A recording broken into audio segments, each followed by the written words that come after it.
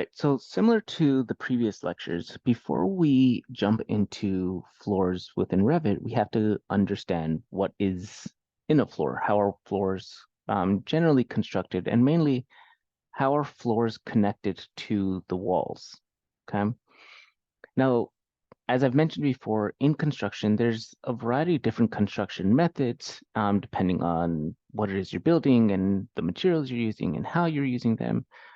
So what I'm going to go over right now is not the only way to construct floors. So I just want to make sure that we're all aware that there are different ways. Okay. What I'm going to do though is, or what I'm going to draw out is the kind of a very standard, typical construction, what we call platform construction method. It's the way that the floors and the walls are connected, and typically the way we would construct a floor using wood construction. Metal framing is very similar with some kind of minor changes. So this kind of lecture tutorial would also pretty much applies to metal framing as well. Okay. So I'm going to start with what we know. We know we've covered walls before. Okay, so let's go back up here. All right, we covered the walls. And so what I'm really going to be drawing out is this area right there. Okay. And mainly the bottom portion. So we talked about, let's see.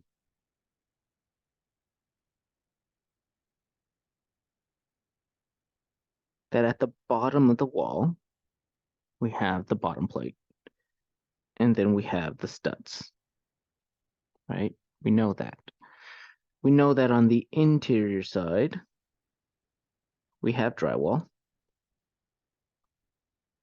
And on the exterior side, we have the plywood sheathing. And again, this is for the stucco, right? And we have the stucco on the outside. Okay. So here's our wall. Now, when we construct the floor, and this is we're going to maybe think of this as a second floor construction. Okay, so let's pretend that there's space underneath. And there's the first level underneath. Okay. What this bottom plate sits on is more plywood. It's one layer of plywood, which we call the subfloor. Okay.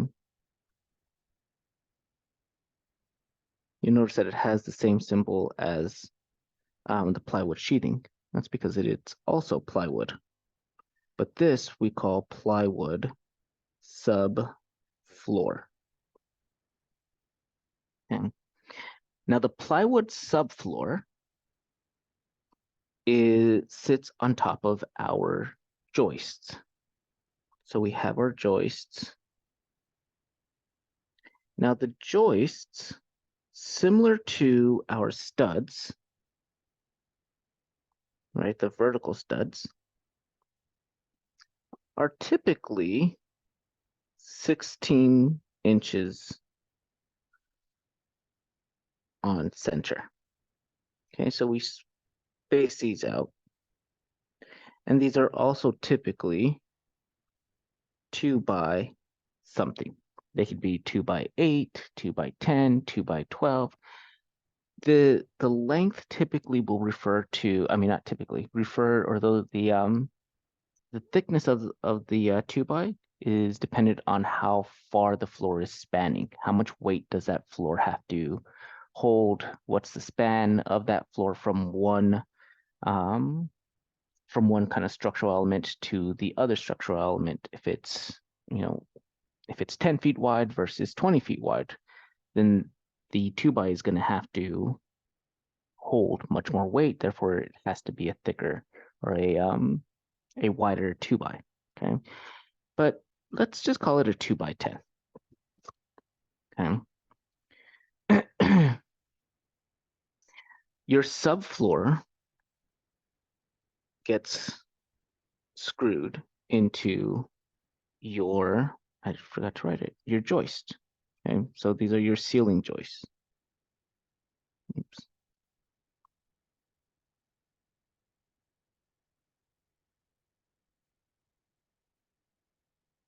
Okay. Now, at the end here, we have another joist. And typically, this is where the 16 inches starts from. So we typically start from that first one.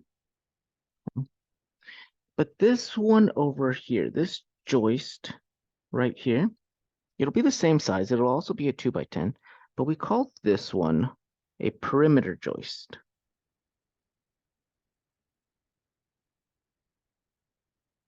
Okay. And the perimeter joist is what runs throughout the entire perimeter of the building. From there,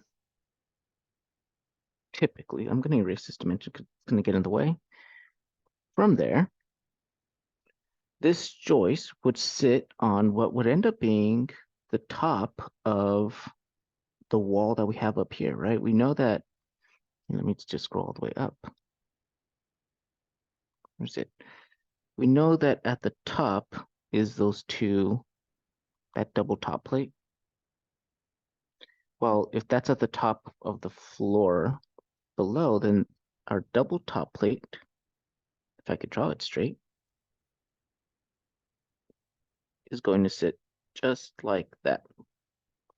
And then we have the studs, and then it's a continuation, right? It's what it would be the bottom plate down here, and so on. Okay, let's go back up to the subfloor.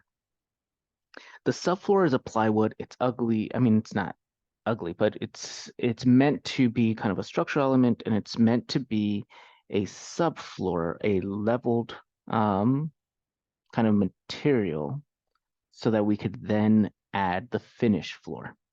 And the finished floor could be whatever it is that you want.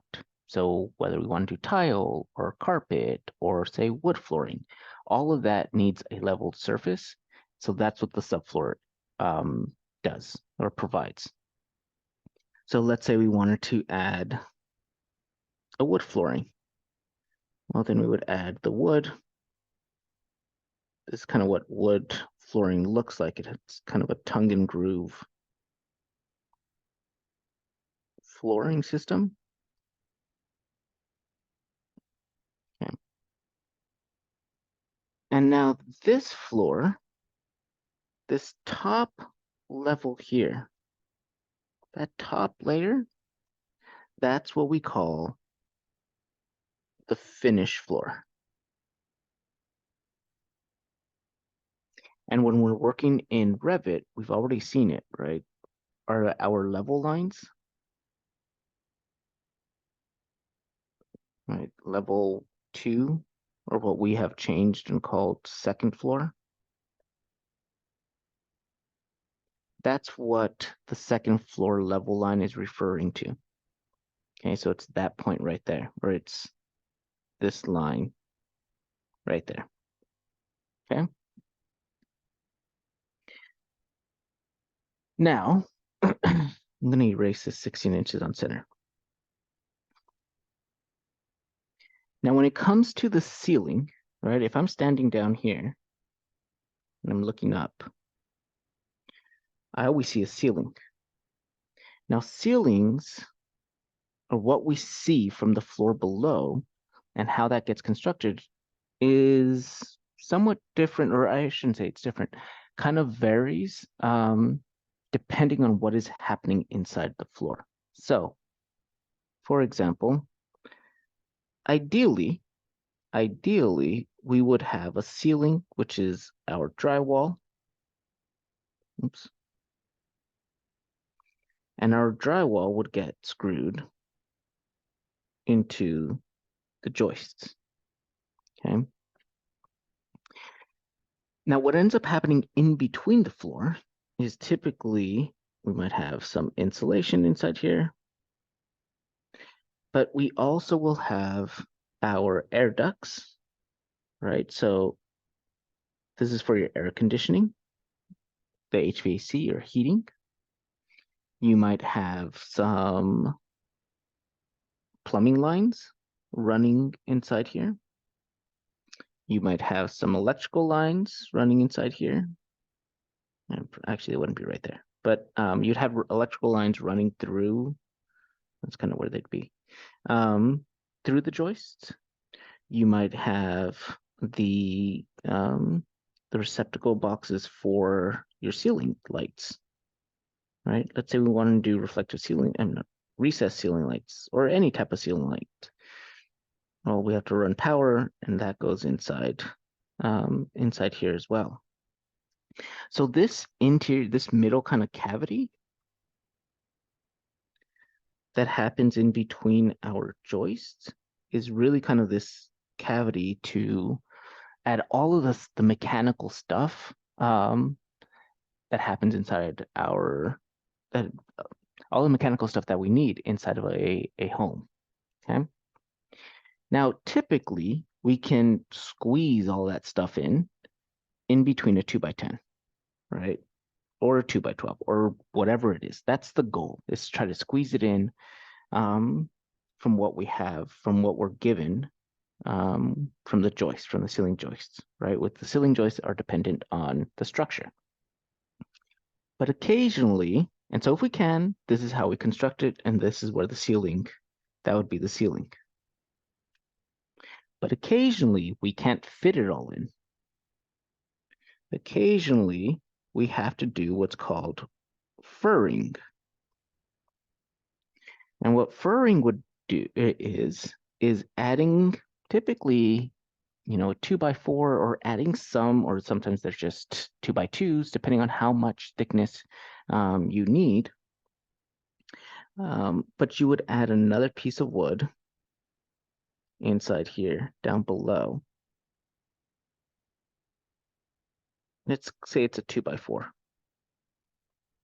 Okay. Now a 2x4 is 3.5 inches. It's not actually 4 inches.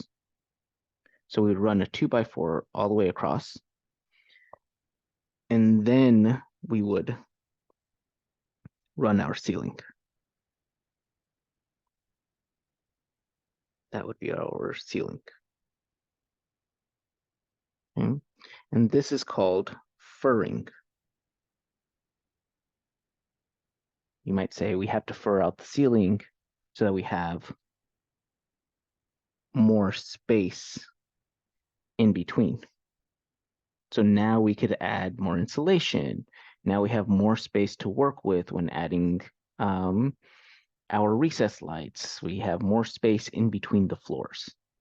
Okay, so sometimes when we add ceilings, we can just add the ceiling without any furring, and we just screw that directly into the ceiling joists. But occasionally we have to add the furring, which gives us more space. Okay, and then we then add the ceiling into the actual furring. Okay, so that's how we deal with the ceiling up above us. Now, the last point that I want to make is this. When we're adding the floor, okay, so Revit considers the floor as being, let's get thicker. Let's go with that color.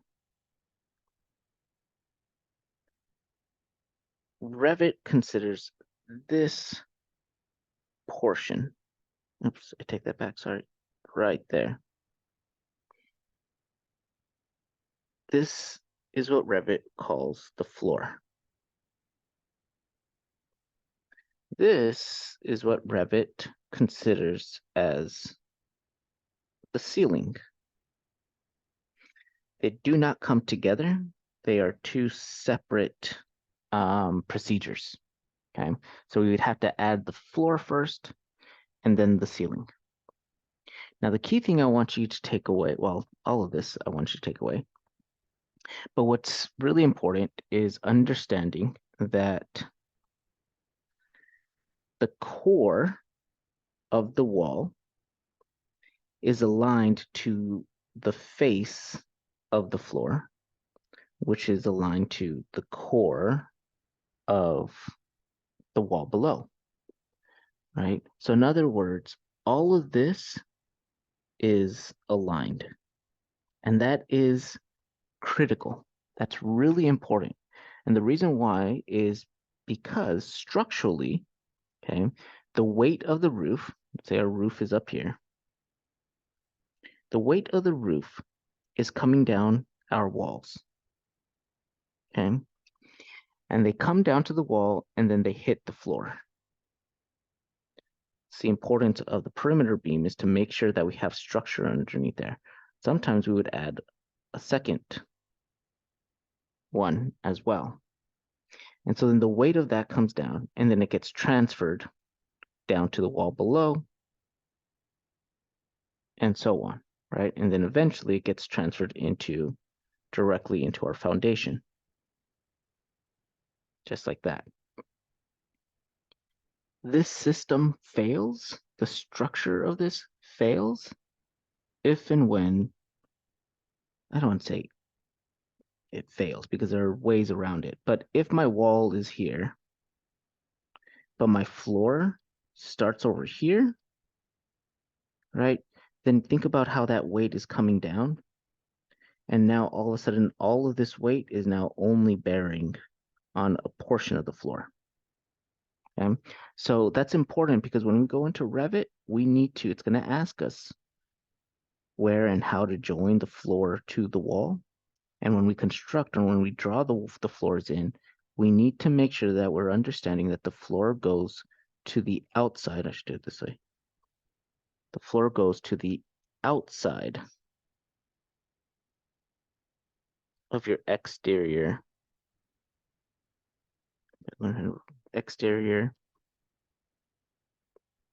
wall core, okay, which is this.